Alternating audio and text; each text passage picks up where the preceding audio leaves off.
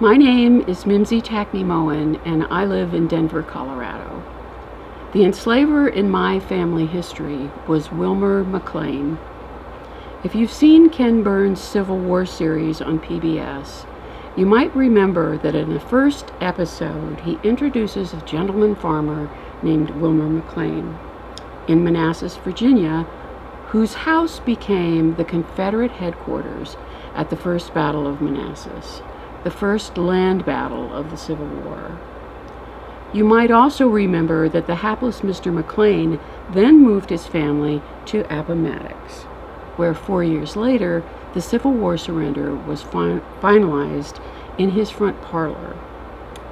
Mr. McLean was my grandmother's grandfather. I've known for quite a while that while at the McLean house in Appomattox, Mr. McLean owned at least 5 slaves.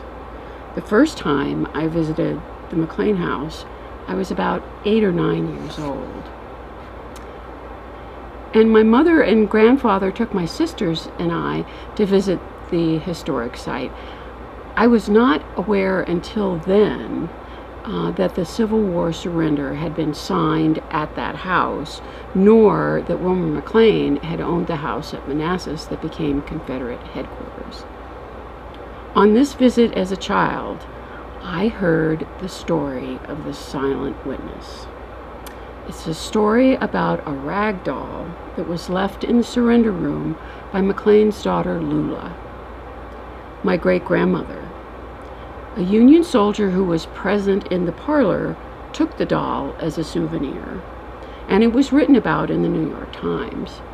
I remember thinking as a kid, he took her doll? Unforgivable. I loved my dolls as a little girl, and this was shocking.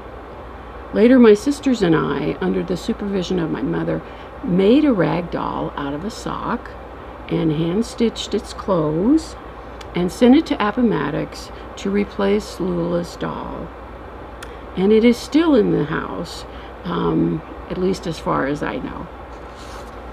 While this is an interesting story, it leaves out significant truths I am just learning about. For instance, I was always under the impression that Wilmer McLean was an unfortunate bystander. Now I know that his house at Manassas was not taken by General Beauregard for Confederate headquarters. Mr. McLean contacted General Beauregard and offered his house and barn. And while living at the McLean house in Appomattox, Mr. McLean made his living by trading sugar futures for the Confederacy. Clearly, he was not a neutral bystander. Even more startling is the information that he probably fathered a child with one of his slaves. This information came to me from my cousin, who researched the enslaved descendants of Wilmer McLean.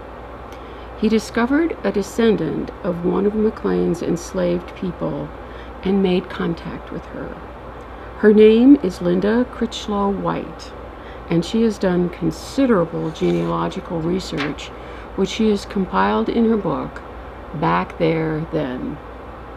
While there is no DNA evidence of a familial connection, the oral history of the Critchlow family states that Wilmer McLean was the father of a slave named Lucy, who was very fair-skinned. I am convinced that Linda Critchlow White is my relative. I have contacted her and plan on meeting her later in August. My reaction to getting this information is hard to describe.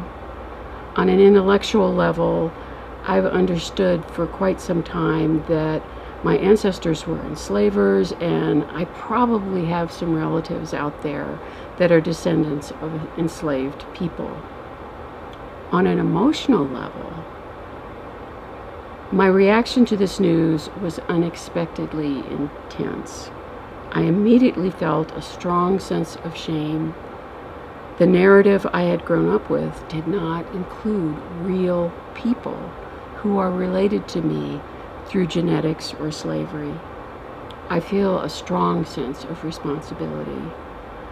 Some information about me. I have worked for racial equity most of my life.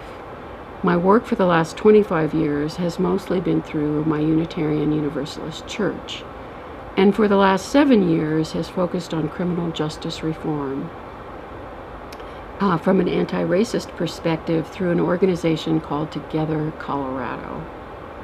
I am well aware of the inequities that I have benefited from as a white person.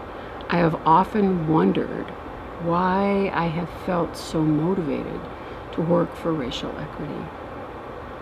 I think now I know. So what next? I have joined Coming to the Table, and I'm looking to engage in the reparations work that is ongoing in Denver. There is no question in my mind that we white folks need to repair the harm that we caused by slavery, and that continues to harm my black brothers and sisters today.